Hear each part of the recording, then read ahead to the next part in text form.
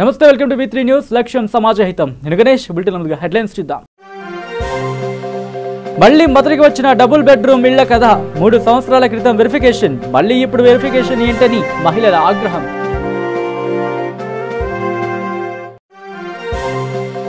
పెద్దపల్లి జిల్లా వ్యవసాయ శాఖ కార్యాలయంలో ఏసీబీకి చిక్కిన మరో అవినీతి అధికారి. 10,000 లంచం తీసుకుంటూ ఉండగా రెడ్ హ్యాండెడ్ గా పట్టుకున్న అధికారులు.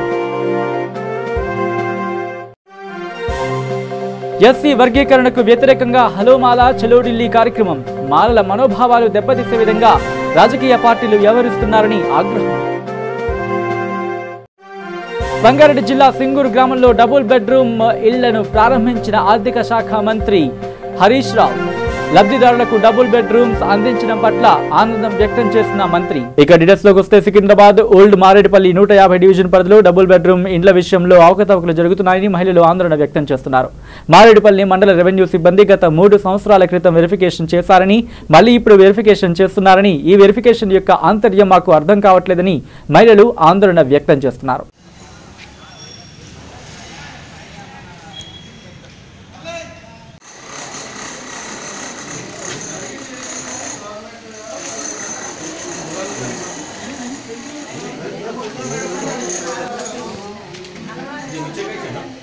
మాకు ఎంఆర్ఓ గారు ఎవరో వచ్చారంట, ఇక్కడికి రమ్మన్నారు. ఆల్రెడీ మాకు ఎంఆర్ఓ గారు ఎవరో వచ్చారంట, ఆల్రెడీ ఇక్కడికి రమ్మన్నారు. ఇక్కడికి వస్తే అది వెరిఫికేషన్ అంటారు. ఆల్రెడీ మేము ఇల్లు ఖాళీ చేసే ముందు మా అందరికీ వెరిఫికేషన్ చేసి వాళ్ళు ఒక పేపర్ ఇచ్చారు. ఆ పేపర్ ఇచ్చుకొని ఇల్లు ఖాళీ చేసి వెళ్ళిపోయారు. మళ్ళీ తర్వాత ఇప్పుడు వెరిఫికేషన్ అని మళ్ళీ అయ్యే ఫామ్స్ తీసుకొని రమ్మన్నారు. అప్పుడే 1 సంవత్సరంలో ఇల్లు ఇస్తా అన్నారు. అప్పుడు ఇది 2వ సంవత్సరం జరుగుతుంది. మేమేమో కిరాయిలు కట్టలేకపోతున్నాము. కిరాయిలు కట్టలేక పార్క్లోకి లేవంటున్నారు. మళ్ళీ కమిటీ హాల్ ఒకటి కడతాను. అప్పుడు ఏం చెప్పారు ఇల్లు ఇస్తాను చెప్పారు.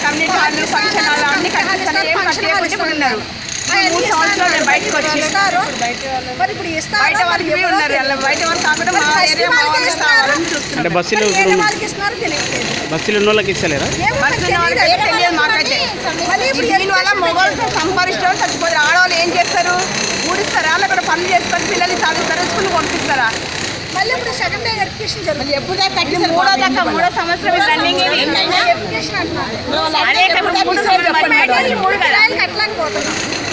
ఎన్ని సంవత్సరాలు అయిందమ్మా ఇప్పుడు మీకు కట్టిస్తామని చెప్పి? ఎన్ని సంవత్సరాలు? 3 సంవత్సరాలు రన్నింగ్. 3వ సంవత్సరం డిసెంబర్ పడుతుంది, 4 పడుతుంది. మళ్ళీ వెరిఫికేషన్ ఏంది మీకు అర్థం అవ్వట్లేదు.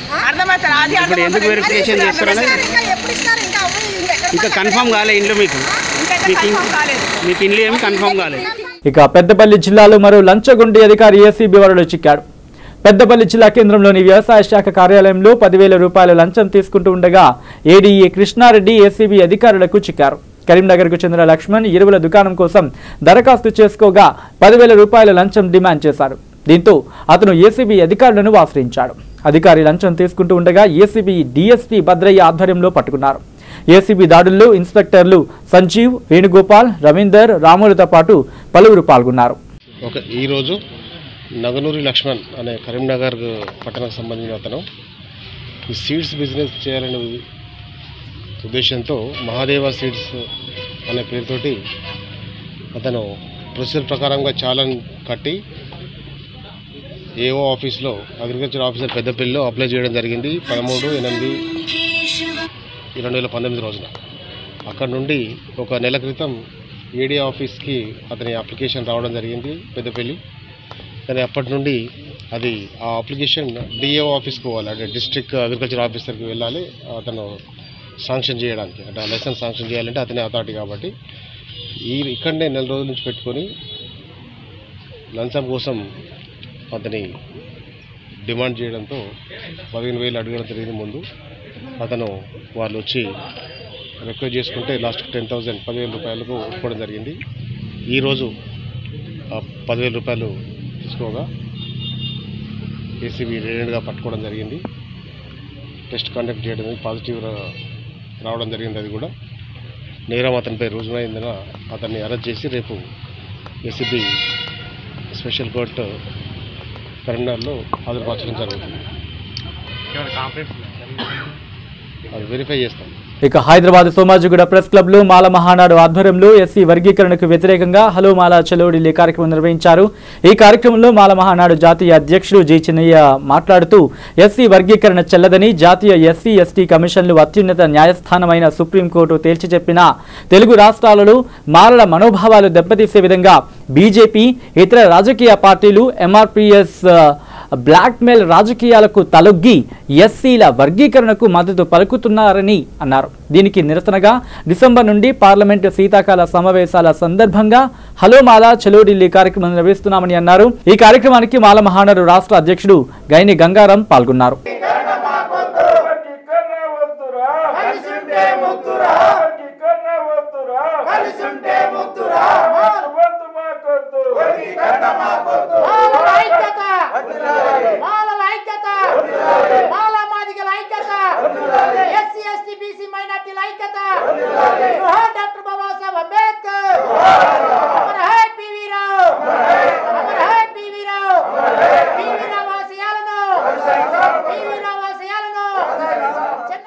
మాలమహానాడు అధ్యక్షుడు గైలి గంగారాం గారు,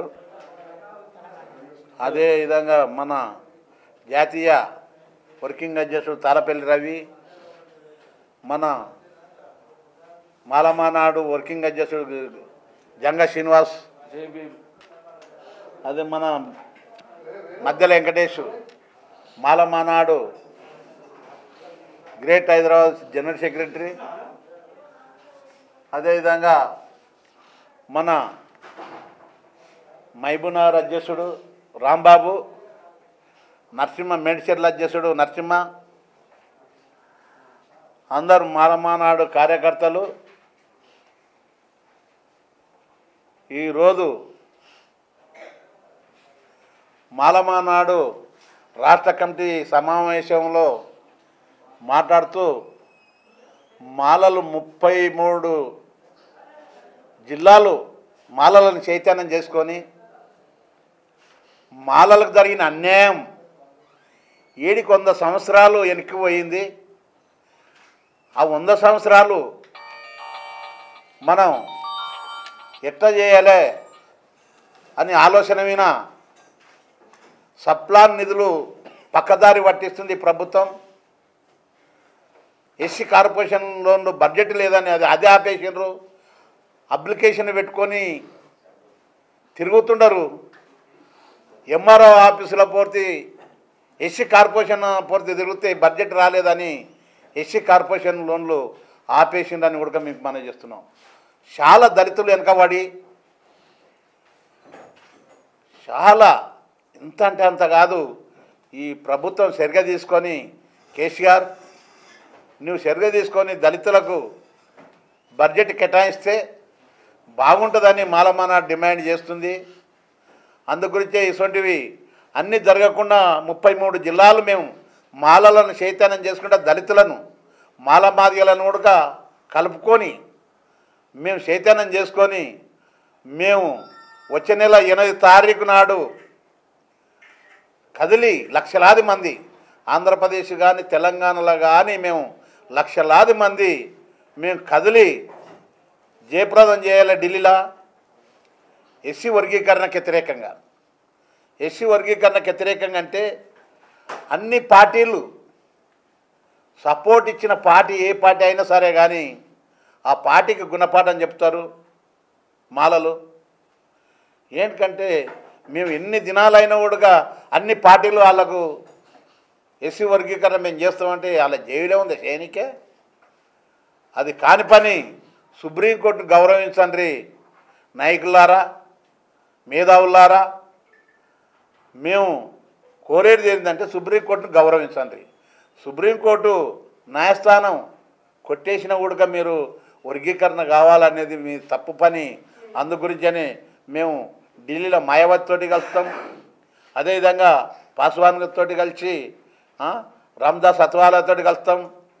మేము మొత్తం అన్ని రాష్ట్రాలలో ఎంపీలను కూడగట్టుకొని మేము హలో మాల చలో ఢిల్లీ కార్యక్రమాలు జయప్రదం చేసి ఎస్సీ వర్గీకరణను అడ్డుకొని తీరుతామని కూడా మన డిమాండ్ చేస్తుంది. ఇక సంగారెడ్డి జిల్లా పుల్కల్ మండలంలోని సింగూర్ గ్రామంలో ఆర్థిక శాఖ మంత్రి తన్నీరు హరీష్ రావు చేతుల మీదుగా లబ్ధిదారులకు డబుల్ బెడ్రూమ్ ఇళ్ల ప్రారంభోత్సవం జరిగింది. ఈ సందర్భంగా మంత్రి మాట్లాడుతూ సింగూర్ గ్రామస్తులు ఎంతో ఆశతో ఆతృతతో ఎదురు చూస్తున్న వారికి పునరావాసం కొరకు డబుల్ బెడ్రూమ్స్ కట్టించి లబ్ధిదారులకు ఇవ్వడం చాలా సంతోషంగా ఉందని అన్నారు.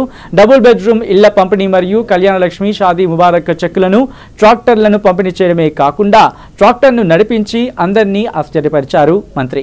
ఈ కార్యక్రమంలో ఆర్థిక శాఖ మంత్రి తన్నీరు హరీష్ రావుతో పాటు జిల్లా కలెక్టర్ హనుమంతరావు, ఆందోళ్ శాసనసభ సభ్యులు చంటి క్రాంతి కిరణ్ పాల్గొన్నారు.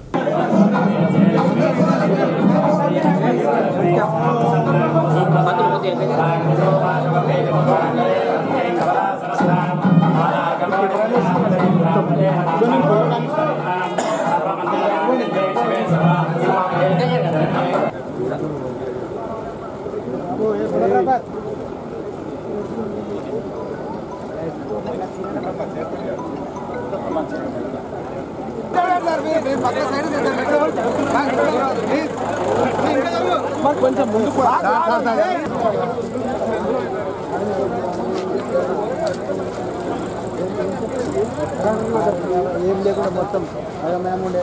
ఇల్లు కట్టించడం అనేది బహుశా ఈ దేశంలో ఎక్కడ జరగలేదు. అది మన తెలంగాణలో మాత్రమే జరుగుతూ ఉంది. మరి మీ అందరితో కూడా నేను చేసే మనవి ఒక్కటే, ఇవాళ 150 మందికి డబుల్ బెడ్రూమ్ ఇల్లు ఇచ్చాం. ఇది ఎమ్మెల్యే గారు మేమెవ్వరం పట్టించుకోలే. ఊళ్ళో ఎవరు పేదవాళ్ళు ఉన్నారనేది కలెక్టర్ గారే గుర్తించి అత్యంతం పేదవాళ్లకు ఈరోజు ఇల్లు ఇవ్వడం జరిగింది. కొంతమంది మిగిలిపోయినరు, ఇంకో 10-20 ఇల్లు కావాలని ఎమ్మెల్యే గారు అడిగినరు. తప్పకుండా అవి కూడా శాంక్షన్ చేపిస్తాం. రాబోయే రోజుల్లో అర్హులకు అందరికీ కూడా అందిస్తాం. అయితే ఇందులో వచ్చిన వాళ్ళు దయచేసి కిరాయికిచ్చుడు అమ్ముకుంటే మాత్రం మరి కఠినమైన చర్యలు ఉంటాయి. ఇది అమ్ముకోవడానికో కిరాయికి ఇవ్వడానికో కాదు, మీరు ఆత్మగౌరవంతో బతకడం కోసం 2 బాత్రూమ్లు 2 బెడ్రూమ్లతో కూడినటువంటి ఇల్లు మన ముఖ్యమంత్రి గారు కట్టించారు. మీరు సంతోషంగా ఉండాలి, మీ కుటుంబం అంతా ఆత్మగౌరవంతో ఉండాలన్నదే ప్రభుత్వం ఆలోచన. ఎవరన్నా కొనుక్కుంటే జైలుకే, అమ్ముతే ఇల్లు పోతుంది, కేసు అవుతుంది. మరి కొనుక్కోవద్దు, ఎవరు అమ్మద్దు దయచేసి. ఇది ఎవరైతే పేదవాళ్ళు ఉన్నారో పేదవాళ్ళ కోసం ప్రభుత్వం కట్టించింది. గత ప్రభుత్వ హయాంలో అట్లా జరిగేది, ఇప్పుడు మాత్రం అట్లా జరిగేటువంటి అవకాశం లేదు. నేను మీ అందరినీ కూడా కోరేది, మీరు చక్కగా సంతోషంగా ఉండండి. ఎక్కడైందంటే ఇవాళ సింగూరులో జరిగింది. ఇది మొదటి ప్రోగ్రాం. ఇంకా 450 ఇళ్ళు రెడీ అయినాయి. అందువల్ల బహుశా వచ్చే 15-20 రోజులు, నెల రోజుల లోపలనే మరో 450 ఇండ్లు కూడా ఆందోళన నియోజకవర్గంలో ప్రజలకు అందిస్తాం. ఇవాళ మన ప్రభుత్వం కళ్యాణ లక్ష్మి చెక్కులు ఇస్తుంది. ఇవాళ దాదాపు ఇక్కడ మా అక్క చెల్లెళ్ళు 226 మందికి ఆడపిల్లల పెళ్లిళ్లకు కళ్యాణ లక్ష్మి చెక్కులు అందిస్తున్నాం. 226 మందికి 2,26,26,216 రూపాయల చెక్కులు ఇస్తా ఉన్నాం మీకు. ఇది మన ప్రభుత్వ ఆలోచన ఏంది, పేరింటి ఆడపిల్ల పెళ్లికి ఏ అక్క చెల్లె కూడా ఇబ్బంది పడద్దు, పేదవాళ్ళ పెళ్లికి సహాయం చేయాలని చెప్పి ప్రతి పెళ్లికి 1,116 రూపాయలు ఇస్తుంది ఇవాళ మన ప్రభుత్వం. నిజంగా ఎప్పుడన్నా ఏ రాష్ట్రంలోనైనా ఎక్కడైనా ₹1 ఆడపిల్ల పెళ్లికి ఇచ్చారా? కానీ ఇవాళ మన ముఖ్యమంత్రి గారు మాత్రం ప్రతి పెళ్లికి కూడా ₹1,00,000 అందించి పేదవాళ్ళకి ఈరోజు ఆసరగా నిలబడ్డది మన ప్రభుత్వం. గతంలో ఈ చెక్కులు పెళ్ళయ్యే అమ్మాయి పేరు మీద ఇచ్చినాం. అయితే ఈ చెక్ ఎప్పుడు వస్తుందంటే అత్తగారింటికి పోయినాక వచ్చింది. ఆడిపోయినాక అల్లుడు ఏమంటుండు, మోటార్ సైకిల్ కొంటా సంతకం పెట్టు అన్నాడు. మరి ఏం చేయాలి? కొత్తగా పోయిన భార్య భర్త మాట కాదంటదా, సంతకం పెడితే అల్లుని చేతిలో పడ్డాయి పైసలు. ₹1 లేకుండా ఆ ఆడపిల్ల పెళ్లి, ఎందుకంటే తల్లి బిడ్డ పెరుగుతుందంటే ₹1 జమ చేస్తుంది. ఏమన్నా చేయి తిరుగుతో ఈసమెత్తు బంగారం పక్కకు పెడుతుంది, బిడ్డ పెళ్లికి వరకు వస్తుందని తనలాడుతూ ఉంటుంది. ఆ తల్లికి బాధ తెలుస్తుందని చెప్పి ఈ ₹1,00,000 చెక్కు ఆ తల్లి చేతిలోనే పెట్టడం జరుగుతూ ఉంది ఈరోజు. ఇది మన ప్రభుత్వం పేదల గురించి ఆలోచించేటువంటి విధానం. దీన్ని దయచేసి మీరు ఆలోచన చేయండి. ఎన్ని తెచ్చుకున్నాం మనం? తెలంగాణ ప్రభుత్వం వచ్చినాక 6 కిలోల బియ్యం చేసుకున్నాం. ప్రతి ఒక్కరికి నెలకు 6 కిలోల బియ్యం ఇస్తా ఉన్నాం. ఆడపిల్ల పెళ్లి పెట్టుకుంటే కళ్యాణ లక్ష్మి, మళ్ళా మొదటి కాన్పు మీరే చేయాలి, అవునా? మళ్ళా అల్లుడు ఏమంటాడు, మొదటి కాన్పు అత్తగారే చేయాలంటాడు, 21 దినం చేయాలంటాడు.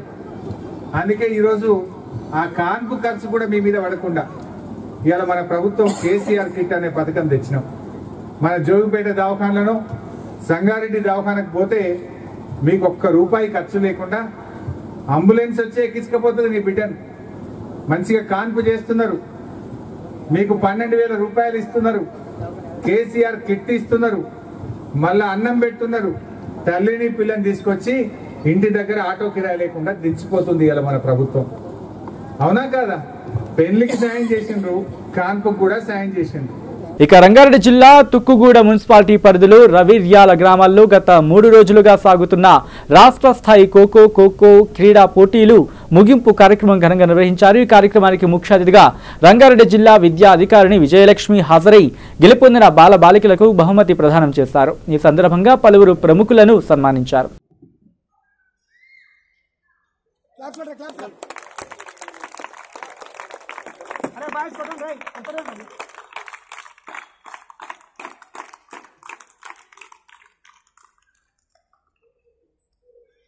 అలాగే మన జిల్లాకు నూతనంగా విద్యాశాఖాధికారిగా విచ్చేసినటువంటి మేడం గారిని కూడా సత్కరించాల్సిందిగా భాస్కర్ రెడ్డి గారిని జనన చేతుల మీదుగా వారు సన్మాన చూడాల్సిందిగా ఆహ్వానిస్తూ ఆ కార్యక్రమం చూడాల్సిందిగా భాస్కర్ రెడ్డి గారిని కోరుతున్నాను.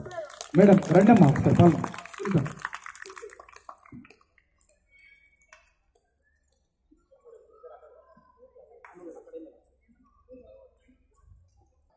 అందుకే క్రీడలు అనేది స్పోర్టివ్నెస్ అంటారు. అంటే ఓటమి గెలుపులను సమంగా స్వీకరించే విధంగా, ఓటమి గెలుపుకు మొదటి మెట్టుగా భావించే విధంగా, ఆ విధంగా స్పోర్టివ్గా తీసుకొని ముందుకెళ్లాల్సిన అవసరము ఆవశ్యకత ఉందనే విషయాన్ని మీకు తెలియజేస్తున్నాను. ఈనాడు రంగారెడ్డి జిల్లాకు ఖోఖోలో ఒక ప్రావీణ్యత, ఎంతో మంది క్రీడాకారులను ఈరోజు రామకృష్ణ గారి ఆధ్వర్యంలో హనుమంత్ రెడ్డి గారు, మరి సత్యరెడ్డి గారు, శేఖర్ రెడ్డి గారు, వీళ్ళంతా షామీర్పేట ప్రాంతంలో చాలా మంది క్రీడాకారులను తయారు చేసి ఎంతో మంది ఈరోజు వ్యాయామ ఉపాధ్యాయులుగా వారు సేవ చేస్తున్నటువంటి విషయాన్ని మీకు తెలియజేస్తున్నాను. ఆ విధంగా మీరు కూడా ఒక క్రీడా స్ఫూర్తిని ప్రదర్శించి ఒక ఉత్తమ క్రీడాకారులు ఎదిగే విధంగా కృషి చేయాలని, ఆ విధంగా ఒక గోల్ని ఏర్పాటు చేసుకొని ఆ గోల్ను రీచ్ అయ్యే విధంగా కృషి చేయండి. తప్పకుండా మన పెద్దలు అన్నారు, కృషి ఉంటే మనిషి ఋషి అవుతాడని. ఆ విధంగా మీరు కూడా ఏకాగ్రతతో కృషి చేసినట్లయితే తప్పకుండా ఒక జాతీయ స్థాయి క్రీడాకారులుగా ఎదిగే అవకాశం ఉంది. ఆ విధంగా ఎదగాలని ఆశిస్తూ మరి ఒకసారి ఈ నిర్వాహక బృందానికి ధన్యవాదాలు. ఇక మేడ్చల్ జిల్లా మేడిపల్లిలో 56 ఎకరాల్లో నిర్మించనున్న రాచకొండ పోలీస్ కమిషనరేట్ కార్యాలయానికి రాష్ట్ర హోంశాఖ మంత్రి మహమ్మద్ అలీ భూమి పూజ చేశారు. ఈ సందర్భంగా మహమ్మద్ అలీ మాట్లాడుతూ రాష్ట్రంలో శాంతి భద్రతల పరిరక్షణకు తెలంగాణ రాష్ట్ర ప్రభుత్వం కృషి చేస్తుంది అని అన్నారు. రాష్ట్రంలో పోలీస్ వ్యవస్థ అద్భుతంగా పనిచేస్తుందని అన్నారు. ఈ కార్యక్రమంలో రాష్ట్ర మంత్రులు చామకూర మల్లారెడ్డి, విద్యుత్ శాఖ మంత్రి Jagadish Reddy, Malkajgiri MP Revanth Reddy, DGP Mahender Reddy, Rachakonda CP Mahesh Bhagwat, police అధికారులు, ప్రజా ప్రతినిధులు పెద్ద ఎత్తున హాజరయ్యారు. యాదాద్రి అక్కడ కూడా మా ఏఆర్ హెడ్ క్వార్టర్ కోసం 30 ఎకర్ ల్యాండ్ అది కేటాయించడం జరిగింది. అక్కడ కూడా మన ఒక పెద్ద అది హెడ్ క్వార్టర్ కట్టాం.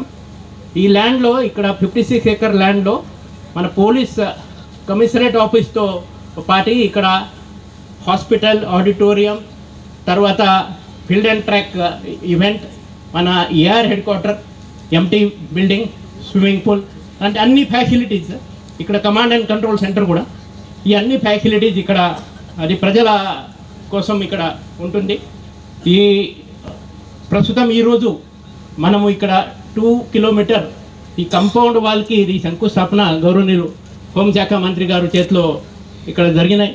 ఈ దానికి 2.5 crore ఖర్చుతో ఈ కంపౌండ్ వాల్ ఇప్పుడు ఇక్కడ కట్టుతున్నారు. మా కమిషనరేట్లో ప్రస్తుతం 44 పోలీస్ స్టేషన్స్ ఉన్నాయి, law and order police station, 3 zone ఇక్కడ భువనగిరి యాదాద్రి జోన్, తర్వాత ఎల్బీ నగర్ జోన్ అండ్ ఈ మల్కాజ్గిరి జోన్, తర్వాత ట్రాఫిక్ సంబంధి ట్రాఫిక్ డీసీపీ గారు, తర్వాత క్రైమ్, తర్వాత మిగతా అన్ని వింగ్స్ ఇక్కడ ఉన్నాయి. కమిషనరేట్లో ఈరోజు దాకా దాదాపు 1 లక్ష సీసీటీవీ కెమెరాలు కూడా పెట్టడం జరిగినాయి. ఇప్పుడు ఒక 5 minutes క్రితం మన గౌరవనీయులు హోంమంత్రి గారు మా ఘట్కేసర్లో ఉన్న కమాండ్ అండ్ కంట్రోల్ సెంటర్కి విజిట్ చేయడం జరిగింది. దాదాపు 5 కోట్ల రూపాయలు ఖర్చు చేసి ఇన్ఫోసిస్ పక్కన ఉన్న ఇన్ఫోసిస్ కంపెనీ ఇన్ఫోసిస్ ఫౌండేషన్ తరఫున వాళ్ళు ఆ కమాండ్ అండ్ కంట్రోల్ సెంటర్ కట్టారు. తర్వాత ఉప్పల్ నుంచి ఘట్కేసర్ దాకా అన్ని రూట్లో మొత్తం వాళ్ళు కమ్యూనిటీకి సీసీటీవీ కెమెరాలు పెడుతున్నారు. ఆ కెమెరా అంతా కమాండ్ కంట్రోల్ సెంటర్కి ఇంటిగ్రేట్ అవుతున్నాయి. ఈ ఉప్పల్ నుంచి ఫ్లైఓవర్ పెద్ద ఫ్లైఓవర్ వస్తున్నాయి, అదే కూడా ఇదే రూట్లో ఇక్కడ అది స్టార్ట్ అవుతుంది. ఆ ఫ్లైఓవర్ అది that is one of the good achievement. Once the flyover come this entire area will be free. ఈ ప్రస్తుతం ఈ పని జరుగుతుంది కాబట్టి కొంచెం అది అభ్యంతరం ఉంది. ఇక వరంగల్ పాపాయిపేట చమన్ సెంటర్ లో కూడా డైరెక్టర్లు మోడం ప్రవీణ్, శ్రీనివాస్ మున్నాకు మరియు కోఆప్షన్ మెంబర్ చాంద్ పాషా, వికలాంగుల రాష్ట్ర అధ్యక్షుడు ఎండి అజాన్ సన్మానం చేయడం జరిగింది.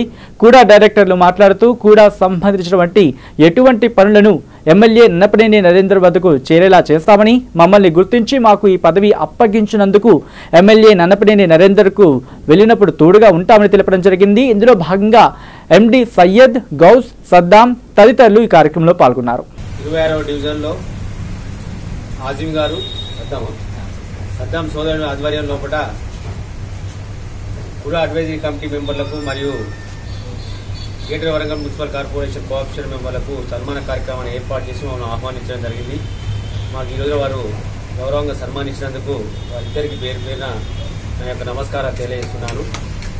ముఖ్యంగా గౌరవనీయులు మన తూర్పు శాసనసభ్యులు పెద్దలు నన్నపనేని నరేందర్ గారు మమ్మలను గుర్తించి మాకు ఈ యొక్క అవకాశం ఇచ్చినందుకు వారికి ప్రత్యేకంగా ఈ సభాముఖంగా వారికి ధన్యవాదాలు తెలియజేస్తున్నాను. గతంలో ఏ పదవులు చేసినా కూడా తెలంగాణ రాష్ట్రం సిద్ధించిన తర్వాత ప్రప్రథమంగా మాకు ఈ అవకాశం ఇచ్చిన మొట్టమొదటి వ్యక్తి మన ఎమ్మెల్యే నరేంద్రన్న గారు. ఇది మా యొక్క జీవితంలో చిరస్థాయిగా వారి పేరు సువర్ణాక్షరాలతో లిఖించబడతాయి. अस्सलाम वालेकुम रहमतुल्लाहि व बरकातुहू। आज हमारे 46 डिवीजन के अजीम पाशा और सद्दाम और हमारे साथ के भाया सब लोग के आके गुलपोशी हमारे को बुला के गुलपोशी करे, वो लोग का बहुत बहुत शुक्रिया अदा करता हूँ।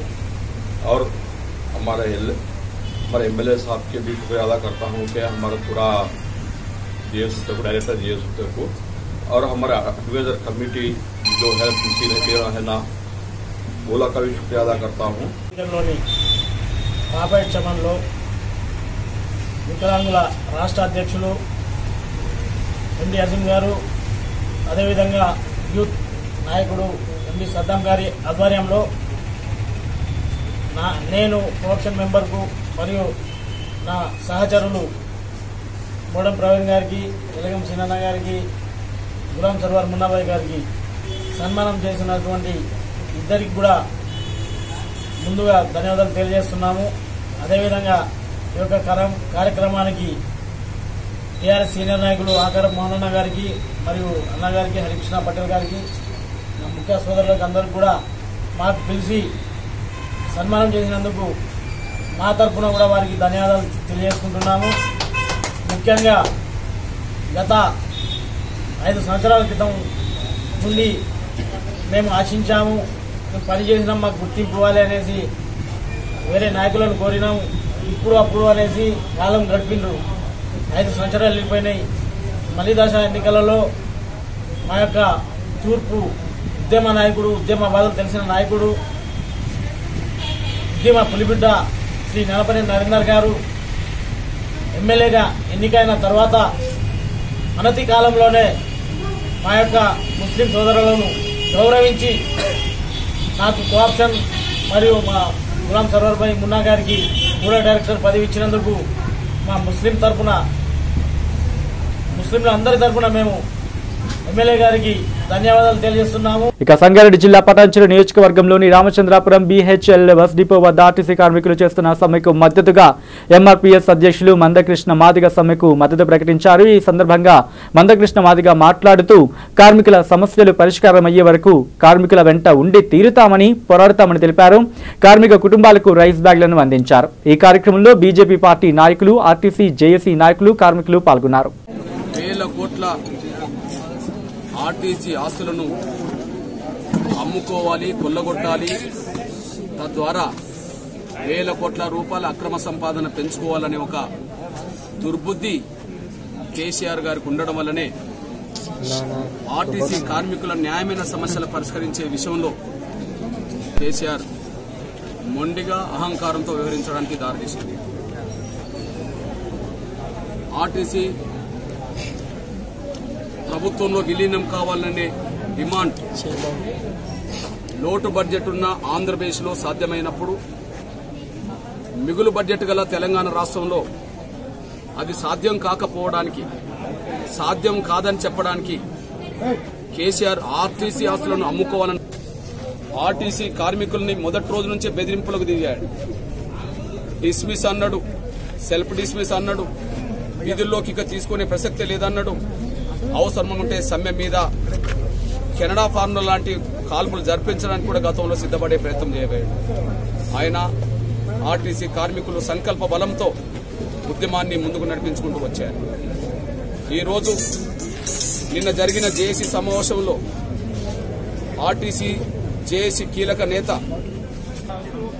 ఆర్టీసీని ప్రభుత్వంలో విలీనం చేసే ప్రధాన డిమాండ్ వాయిదా వేసుకుంటున్నామని చెప్పి మాట్లాడడం జరిగింది. ఆ వాయిదా వేసుకోవడం అనే మాట అది శాశ్వతంగా వదులుకున్నట్టు కావద్దని, అంతిమంగా ఇది సాధించడానికి ఒక అడుగు వెనుకకు తగ్గినట్టుగా ఉన్నా భవిష్యత్తులో మరింత శక్తివంతమైన ఉద్యమాన్ని నిర్మించి సాధించుకునే ప్రక్రియను మరింత శక్తివంతంగా నడపడం కోసం ఉపయోగించుకునే విధంగా ఉండాలని నేను విజ్ఞప్తి చేస్తున్నాను.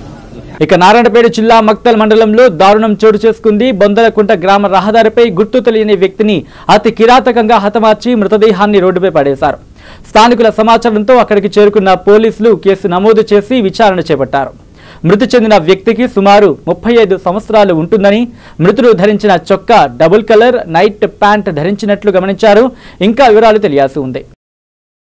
ఇక సిపిఐ పార్టీ సంగారెడ్డి జిల్లా కౌన్సిల్ సభ్యులు అజ్జగల్ల నరసింహులకు సిపిఐ పార్టీ కార్యాలయంలో ఘనంగా సన్మానం చేయడం జరిగింది. ఈ సందర్భంగా సిపిఐ పార్టీ జిల్లా కౌన్సిల్ సభ్యులు అజ్జగల్ల నరసింహులు మాట్లాడుతూ 13వ తేదీన జిల్లా నిర్మాణ మహాసభలో తనను ఎన్నుకున్న నాయకులకు, కార్యకర్తలకు, ప్రజలకు ప్రతి ఒక్కరికి ధన్యవాదాలు తెలిపారు. రాష్ట్రంలోని ఆర్టీసీ కార్మికుల సమస్యలు పరిష్కరించడంలో ప్రభుత్వం పూర్తిగా విఫలమైందని ఆవేదన వ్యక్తం చేశారు. ఆర్టీసీ కార్మికులను ప్రభుత్వ ఉద్యోగులుగా గుర్తించాలని, న్యాయపరమైన డిమాండ్లను పరిష్కరించాలని రాష్ట్ర ప్రభుత్వానికి ఆయన డిమాండ్ చేశారు. ఇప్పటికి 42 రోజులు పూర్తయి వస్తున్నా ప్రభుత్వం ఆర్టీసీ కార్మికుల సమస్యలు పరిష్కరించడంలో పూర్తిగా నిర్లక్ష్యం వహిస్తుందని చెప్పి ఈరోజు ప్రభుత్వానికి హెచ్చరిక జారీ చేస్తున్నా.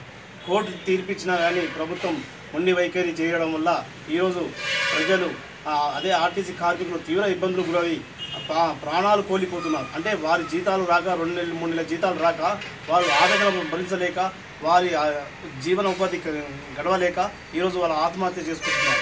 కాబట్టి ప్రభుత్వం వెంటనే చర్యలు తీసుకొని వెంటనే ప్రైవేటీకరణ అనే సిద్ధాంతాన్ని మానుకొని వెంటనే వాళ్లకు ప్రభుత్వ ఉద్యోగులను గుర్తించాలి, న్యాయపరమైన సమస్యలు పరిష్కరించాలని చెప్పి ఈరోజు సిపిఐ పార్టీగా మేము ప్రభుత్వానికి హెచ్చరిక జారీ చేస్తున్నాం.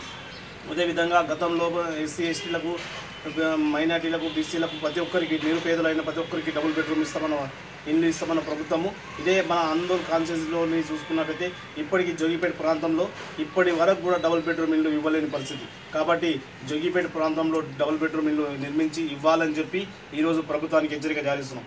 ఎస్సీ ఎస్టీలకు 3 ఎకరాల భూమి అని చెప్పిన ప్రభుత్వం ఇప్పటికి కూడా ఇవ్వలేని పరిస్థితి. ఇక బులెటిన్ ముగించే ముందు హెడ్లైన్స్ మరోసారి చూద్దాం. మళ్లీ మొదటికి వచ్చిన డబుల్ బెడ్రూమ్ ఇళ్ల కథ. 3 సంవత్సరాల క్రితం వెరిఫికేషన్, మళ్లీ ఇప్పుడు వెరిఫికేషన్ ఏంటని మహిళల ఆగ్రహం.